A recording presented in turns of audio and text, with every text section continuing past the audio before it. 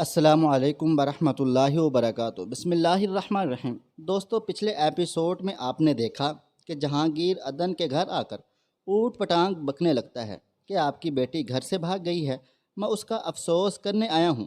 جہاں عدن کا بھائی بھی پہنچ جاتا ہے اور غصے میں اس کا گریبان پکڑ لیتا ہے۔ جہانگیر کہتا ہے، میں دوستی نبھاؤں یا نہ نبھاؤں، دشمنی قبر تک نبھاتا ہوں۔ اصل میں جہانگیر عدن کا چچا زاد ہے۔ دونوں بھائیوں میں آپس میں نہ بنی تو عدن کے چچا لوگوں کو گاؤں سے نکال دیا گیا۔ پھر جہانگیر نے عدن کے گھر آنا جانا شروع کر دیا اور عدن کا ہی رشتہ مانگ لیا۔ رشتہ نہ ملنے کی توہین وہ برداشت نہ کر سکا اور بدلہ لینے کے لیے گھٹیا قدم اٹھاتے ہوئے اپنی کزن کو اغوا کر کے کوٹھے پر بھیج دیا۔ دوسری جانب دائم بہت پریشان تھا۔ آفس کی مصروفیات بہت زیادہ تھی، الیکشن سر پر تھے اور اس کے ابو بھی بہت مصروف تھے۔ آج دائم کے ابو کے پاس تھوڑا ٹائم تھا تو اس نے کہا کہ چلو میں فلیٹ پر چکر لگاتا ہوں۔ جی ہاں، اسی فلیٹ پر جہاں دائم نے عدن کو رکھا ہوا تھا۔ کیا دائم اپنے باپ کے پہنچنے سے پہلے فلیٹ پر سے عدن کو کہیں اور لے جائے گا، یا پھر دائم کا اور عدن کا یہ راز کھل جائے گا؟ کیا دائم اپنے باپ کے ہاتھوں فلیٹ پر رنگے ہاتھوں پکڑا جائے گا؟ کیا ہوگا آگے بتائیں گے آج کے اس ایپیسوڈ میں۔ ہمارا یہ ناول آپ کو کیسا لگ رہا ہے، اس بارے میں اپنی رائے کمنٹ باکس میں ضرور دیجیے گا، اور اگر آپ نے ابھی تک ہمارا چینل سبسکرائب نہیں کیا ہوا تو ابھی سبسکرائب کر لیں، بیل نوٹیفیکیشن کو آن کر کے آل پر بھی کلک کر لیں تاکہ آنے والے تمام ایپیسوڈ آپ تک بر وقت پہنچتے رہیں۔ تو چلے شروع کرتے ہیں۔ طوائف عشق کی پہلی منظر، قسط نمبر 5۔ شام تک اماں کو ہوش آ چکا تھا، مگر ان کے لبوں پہ تالا لگ گیا۔ وہ خاموشی سے ہر ایک کی صورت دیکھ رہی تھیں۔ آج یا تو عدن گھر آ جائے گی یا پھر میر عالم کے گھر کے کسی بندے کو صبح کا سورج نصیب نہیں ہوگا۔ عبداللہ نے میگزین گولیوں سے پھل کر کے جیب میں رکھا، آنکھیں سرخ انگارہ ہو رہی تھی۔ مجھے روکیے گا مت بابا، اپنی عزت سے بڑھ کر مجھے کچھ بھی عزیز نہیں ہے، جان بھی نہیں ہے۔ نواب عالم بالکل ساکت تھے۔ وہ تو سوچ بھی نہیں سکتے تھے بھتیجا اتنی کمینگی پر اتر آئے گا۔ رک جاؤ عبداللہ۔ وہ 2 قدم ہی بڑھا تھا کہ اماں کی آواز پہ اس نے سختی سے آنکھیں بند کر لی۔ جوش کی بجائے ہوش سے کام لو، میری بچی اس کے پاس ہے۔ اماں ٹھیک کہہ رہی ہیں بھائی، ہمیں جذبات کی بجائے عقل سے کام لینا چاہیے۔ پھر کیا کروں میں، تم بتاؤ مجھے، یہ جانتے ہوئے بھی کہ میری بہن اس کمینے خبیث انسان کے پاس ہے؟ میں کچھ نہیں کر پا رہا، میرے ہاتھ بندھے ہوئے ہیں۔ مجھے یہ خیال جینے نہیں دے رہا کہ میری بہن اتنے دنوں سے اس کے پاس موجود ہے۔ میرا دل کر رہا ہے میں خود کو گولی مار لوں۔ وہ آنسو چھپانے کو سر جھکا گیا۔ اماں آہستہ آہستہ چلتی ہوئی اس کے پاس آ کھڑی ہوئی۔ مرد رویا نہیں کرتے عبداللہ، اپنی بیٹی کو میں نے اللہ کی امان میں دے دیا ہے۔ میں سوچ بھی نہیں سکتی تھی کہ جہانگیر اتنی ذلیل حرکت کرے گا کہ اپنے خاندان کی عزت کا پاس بھی نہیں رکھے گا۔ اگر وہ اس حد تک جا سکتا ہے تو کچھ بھی کر سکتا ہے۔ تم مجھے اس کے گھر لے چلو، میں ایک ایک بندے کی منت کروں گی، پروین کے بھی پاؤں پکڑ لوں گی، انہیں جو چاہیے ہوگا انہیں وہ ہم سب دے دیں گے۔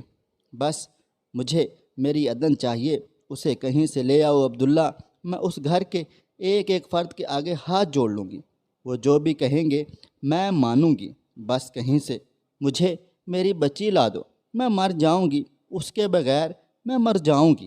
اپنی روبدار ماں کو اس حالت میں دیکھ کر عبداللہ اور حیرت دونوں کی آنکھیں برس پڑیں۔ نہیں اماں، آپ کے بیٹے زندہ ہیں، میں ان گھٹیا لوگوں کے آگے آپ کو جھکنے نہیں دوں گا۔ عدن کو میں واپس لا کر رہوں گا، یہ وعدہ ہے میرا۔ نہیں، تم جہانگیر کو کچھ نہیں کہو گے، وہ ہمارے کیے کا بدلہ میری معصوم بچی سے لے لے گا۔ تم بس مجھے اس کے گھر لے چلو۔ عبداللہ، میر عالم کو فون کرو، اسے کہو مجھ سے آ کر ملے، ابھی اور اسی وقت، بابا نے ٹھنڈے لہجے میں عبداللہ سے کہا۔ اس نے فوراً باپ کے حکم کی تعمیر کی۔ نواب عالم اٹھ کر مردان کی طرف چلے گئے۔ آج پہلی بار انہیں میر عالم کا بے چینی سے انتظار تھا۔ السلام علیکم بھائی جان، خیریت تو ہے نا؟ عبداللہ کا فون آیا، میں فوراً اٹھ کر چلا آیا۔ سب ٹھیک تو ہے نا؟ آج سے پہلے کبھی نواب عالم کا بلاوا نہیں گیا تھا، سو اسی لیے میر عالم حیران و پریشان تھے۔ نواب عالم نے تولتی نظروں سے بھائی کو دیکھا۔ کیا بات ہے بھائی جان، عدن کہاں ہے؟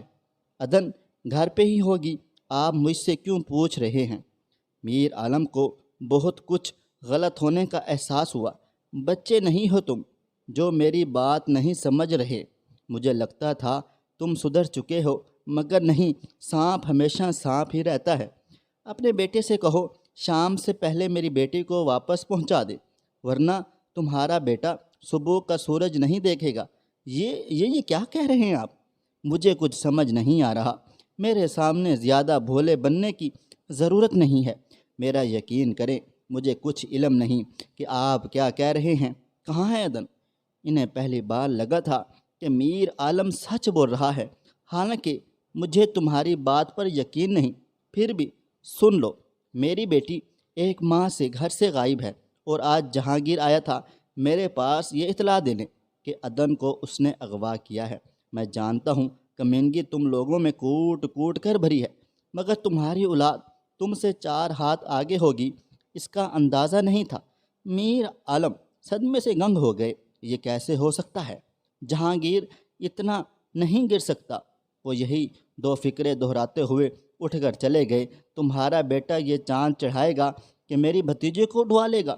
تم نے کیا سوچا میں تمہیں زندہ چھوڑ دوں گا؟ بتا کہاں ہے وہ؟ کہاں چھپایا ہے اس نے میری بھتیجی کو؟ یہ نہ کہنا تم جانتی نہیں، ہر کام وہ تمہاری شہ پر کرتا ہے۔ بتاؤ کہاں ہے عدن؟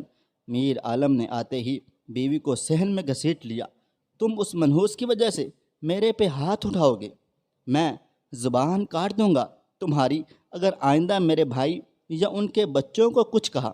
بدذات عورت، تم نے اجاڑ دیا میرا گھر، مجھے میرے بھائی سے دور کر دیا، میری اولاد کو میرے خلاف کر دیا۔ میں تمہیں زندہ نہیں چھوڑوں گا۔ جہانگیر گھر آیا تو ابا کو غصے سے پاگل ہوتے، اماں کو پیٹتے دیکھا۔ یہ کیا کر رہے ہیں آپ؟ دماغ خراب ہو گیا ہے کیا؟ بتا کہاں ہے میری بیٹی؟ کہاں چھپایا ہے تو نے عدن کو؟ انہوں نے اماں کو چھوڑ کر جھٹکے سے اس کا گریبان تھاما۔ اچھا تو یہ وجہ ہے اس گرج چمک کی؟ واہ بھائی، بڑی کوئک سروس ہے آپ کے بھائی جان کی۔ اپنی زبان کو لگام دے۔ بتا کہاں ہے عدن؟ تو نے مجھے بھائی کو منہ دکھانے کے قابل نہیں چھوڑا، بغیرت انسان۔ اپنے خاندان کی عزت پہ ہاتھ ڈالتے ہوئے حیا نہ ہے تجھے؟ میں مر کیوں نہ گیا اپنے بھائی کو اس حالت میں دیکھ کر؟ میر عالم روتے ہوئے 4 پائی پر بیٹھ گئے۔ جس اولاد کے لیے سب کچھ کیا، آج اس اولاد نے انہیں کنارے سے لگا دیا تھا۔ بڑے ہول اٹھ رہے آج بھائی کے لیے۔ بھول گئے کیا کیا تھا انہوں نے؟ منہ بند کر لے اپنا، کچھ غلط نہیں کیا تھا انہوں نے۔ تم لوگ اسی قابل تھے۔ بتا کہاں ہے عدن؟ نہیں بتاتا تو کیا کر لیں گے آپ؟ اگر تو نے مجھے اس کا نام بتایا تو میں کھڑے کھڑے تیری ماں کو طلاق دے دوں گا۔ جہانگیر نے دہل کر باپ کو دیکھا۔ دماغ تو نہیں ہل گیا؟ کیا بول رہے ہیں؟ کچھ پتہ بھی ہے؟ وے بتا دے اس کو، کیوں ماں کو اس عمر میں گھر سے نکلوائے گا؟ آ دیکھ میں ہاتھ جوڑتی ہوں تیرے آگے، بتا دے اس کو کہاں ہے وہ؟ پروین، میں تجھے طلاق دیتا ہوں۔ اماں تو وہیں گر گئی۔ پروین، میں تجھے طلاق دیتا ہوں۔ رک جائیں بابا، رک جائیں، میں بتاتا ہوں، میں سب کچھ بتاتا ہوں۔ میں اسے کوٹھے پہ بیچ آیا تھا، نہیں برداشت ہوا مجھ سے کہ وہ میرے علاوہ کسی اور کی ہو جائے۔ انتقام نے مجھے اندھا کر دیا تھا۔ میں نواب عالم کو منہ کے بل گرانا چاہتا تھا۔ مجھے پتہ نہیں کیا ہوا ابا، میں کیوں بیچ آیا اس کو؟ اس کا تو کوئی قصور بھی نہیں تھا، پھر میں نے کیوں؟ ابا یہ سنتے ہی زمین پہ گر گئے۔ انہیں اگلا سانس لینا نصیب نہیں ہوا۔ اسے یہاں پہ قید ہوئے 1 ہفتے سے زائد ہو چکا تھا۔ گو کہ پہلے والے خوف میں اب کمی آ گئی تھی، مگر تنہائی اور سناٹے کی وحشت کسی طور پر کم نہیں ہوتی تھی۔ وہ سارا دن خاموشی سے بیٹھی دیواروں کو تکتی رہتی۔ کیا ساری زندگی وہ ادھر گزار دے گی؟ اس نے مجھے یہاں چھوڑنے کے بعد ایک بار بھی خبر نہیں لی، آیا میں جی رہی ہوں یا مر گئی ہوں؟ مگر اسے کیا، وہ میرا کیا لگتا ہے جو مجھے پوچھنے کو آئے گا؟ سارا دن وہ ایک ہی پوزیشن میں بیٹھی رہتی، جب بالکل ہمت جواب دے جاتی تو مجبوراً کچن کا رخ کرنا پڑتا۔ آخر کب تک میری زندگی قید میں گزرے گی؟ کیا کیا قیامتیں ٹوٹ پڑی ہوں گی گھر والوں کے؟ کیا وہ مجھے قبول کر لیں گے؟ ہاں، ان سب کو مجھ پہ یقین ہے، وہ تو جانتے بھی نہیں ہوں گے یہ حرکت کس نے کی ہے۔ کیا بیتے گی بابا پر جب انہیں پتہ چلے گا؟ اب بھی وہ حال میں صوفے پہ پاؤں اوپر کیے بیٹھی صرف ایک ہی نقطے کو سوچ و بچار کر رہی تھی، سوچ رہی تھی، جب ہال کے دروازے سے لاک کھلنے کی آواز آئی۔ وہ ایک دم صوفے پہ اچھل پڑی۔ یہ کون آ گیا؟ وہ تو کہہ رہا تھا یہاں پہ کوئی نہیں آئے گا، تو یہ کون کھول رہا ہے دروازہ؟ اس سے پہلے کہ وہ بھاگ کر کمرے میں چھپ جاتی، کوئی بڑے ٹھاٹھ سے دروازہ کھولتا ہوا اندر آ گیا۔ وہ جو کوئی تھا اسے دیکھ کر وہیں جم گیا، آنکھوں میں پہلے الجھن ابھری، پھر بے چینی، اور آخر میں غصے سے رگیں تن گئی۔ کون ہو تم اور یہاں کیا کر رہی ہو؟ عدن تو کاٹو بدن میں لہو نہیں کہ مستاق ہو گئی، زبان بالکل گنگ تھی۔ میں کیا پوچھ رہا ہوں تم سے؟ کون ہو تم؟ یہاں کیسے آئی؟ کون لایا ہے تمہیں یہاں؟ وہ کانپتے ہوئے اٹھ کر دور جا کھڑی ہوئی۔ زبان نہیں ہے کیا منہ میں؟ کیسے آئی ہو یہاں پہ؟ مگر بجائے جواب دینے کے اس کے آنسو گرنے لگ گئے، زاروں قطار رونے لگ گئی۔ بند کرو اپنا یہ رونا دھونا، دائم لایا ہے کیا تمہیں؟ اس کے ساتھ آئی ہو یہاں؟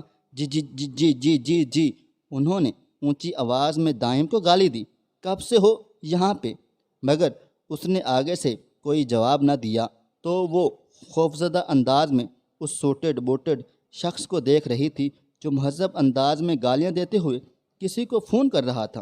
السلام علیکم ڈیڈی، میں آپ ہی کا انتظار کر رہا تھا، کب تک آئیں گے آپ؟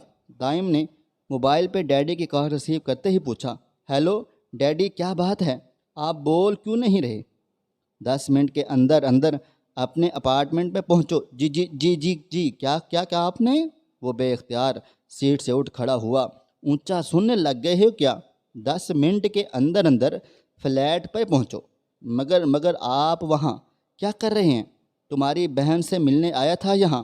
اگر 10 منٹ میں نہ پہنچے تو حال دیکھ لینا اپنا۔ پاؤں کے نیچے سے زمین نکل گئی تھی۔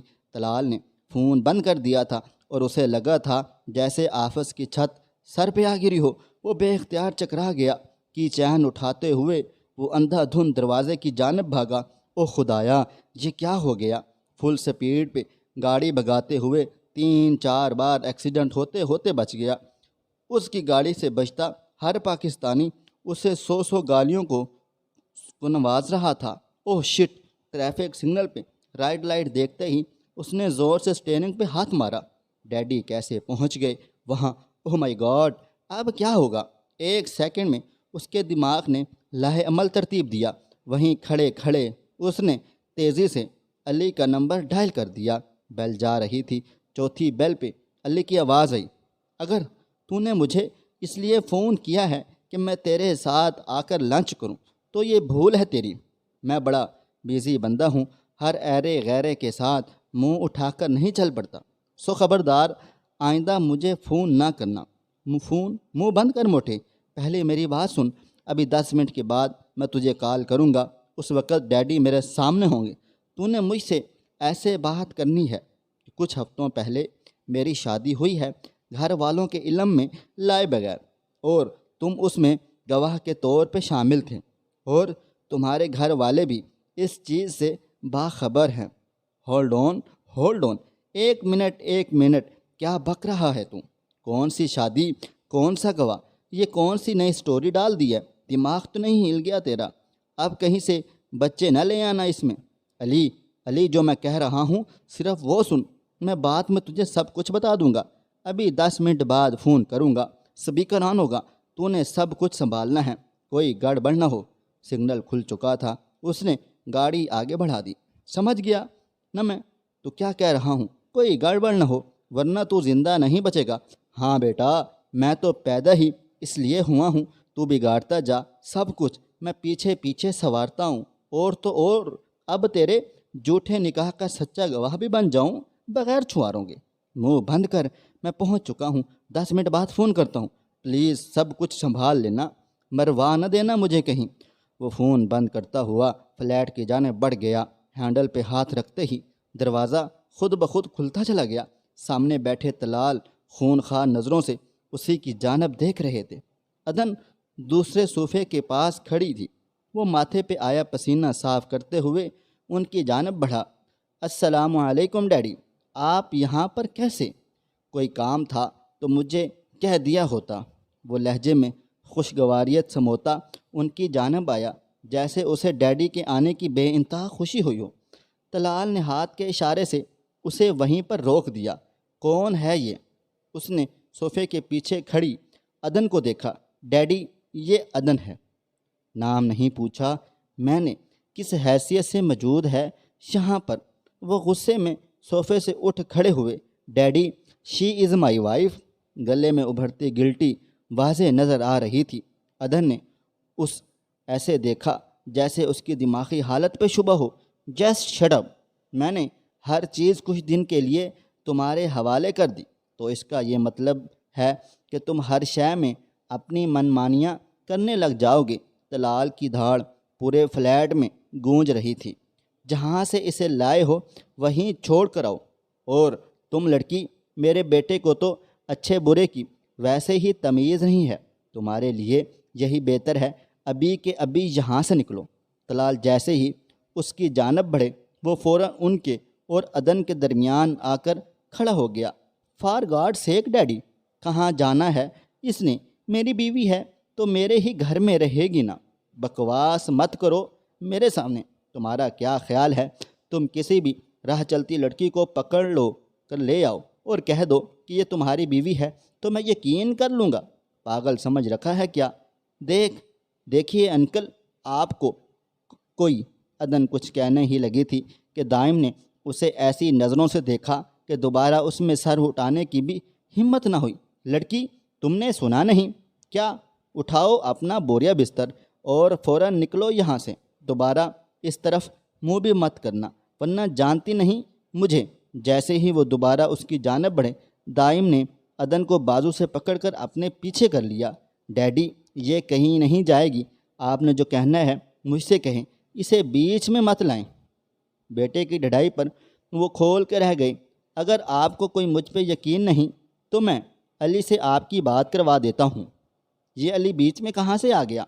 उसका यहाँ पर क्या काम है? वो गवाह है हमारे निकाह का, बल्कि उसकी पूरी फैमिली मौजूद थी यहाँ पे। दाइम की बात सुनकर इन्हें वाक़या दिन में तारे नज़र आ गए। उसने अली को फ़ोन मिला के स्पीकर ऑन कर दिया। बेल जा रही थी। 5वीं बेल पे उसने फ़ोन उठा लिया। हेलो अली, कैसे हो? मैं दाइम बात कर रहा हूँ। आज कैसे फ़ोन कर लिया? आज कैसे याद आ गई हमारी? शादी क्या करवाई? तुम तो सब कुछ ही भूल गए हो। माना अब तो शादीशुदा है, कहाँ टाइम होगा तेरे पास हमारे लिए। मगर थोड़ी सी शर्म भी होती है, थोड़ी सी हया होती है बंदे में। इतनी आसानी से तो मुझे भूल गया?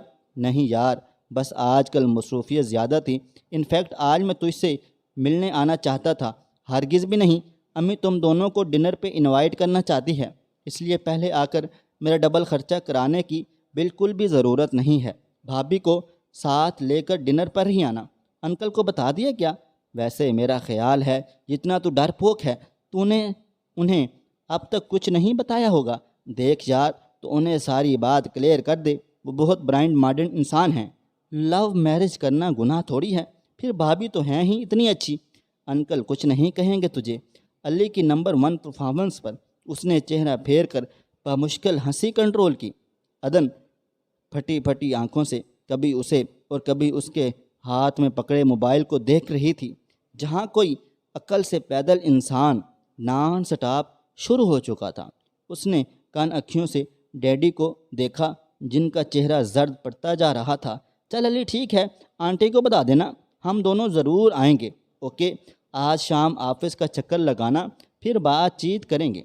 उसने कहकर लाइन काट दी। फ़ोन बंद होते ही डैडी रास्ते में पड़ी टेबल को ठोकर मारते हुए दरवाजे से बाहर निकल गए थे।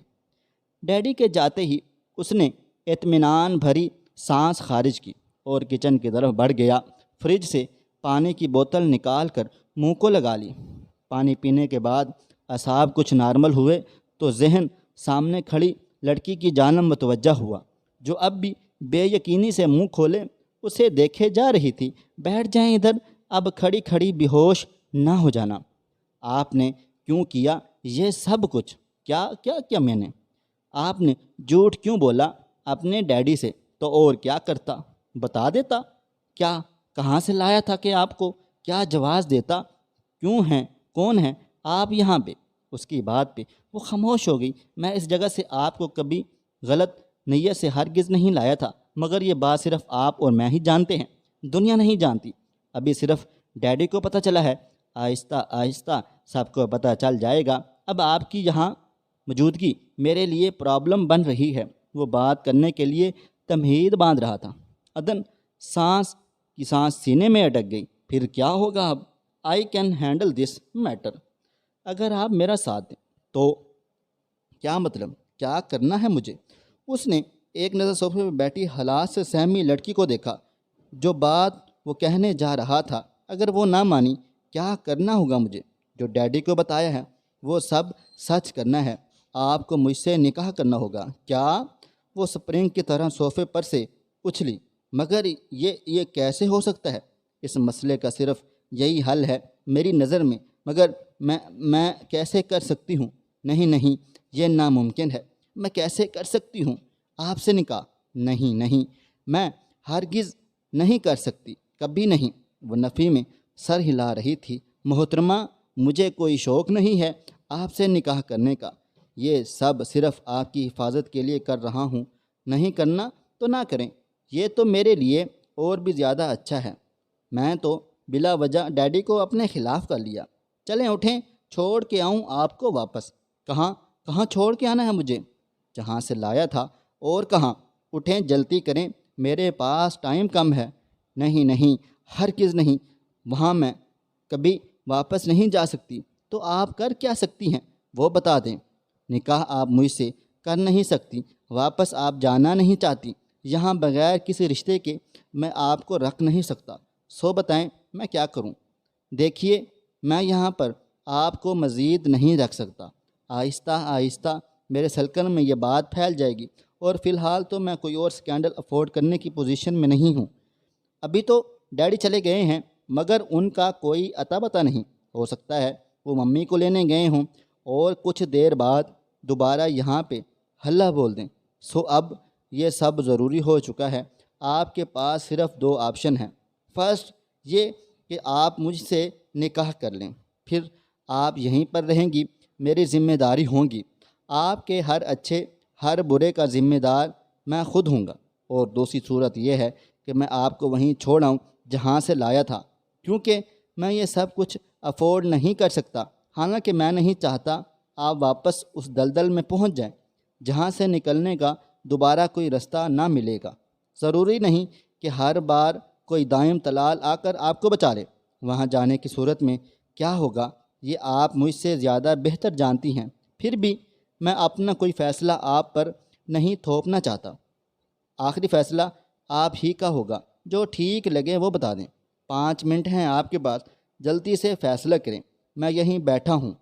وہ آرام سے ٹانگ پہ ٹانگ رکھے صوفے کی بیک سے ٹیک لگا کر اب فیصلے کا انتظار کر رہا تھا۔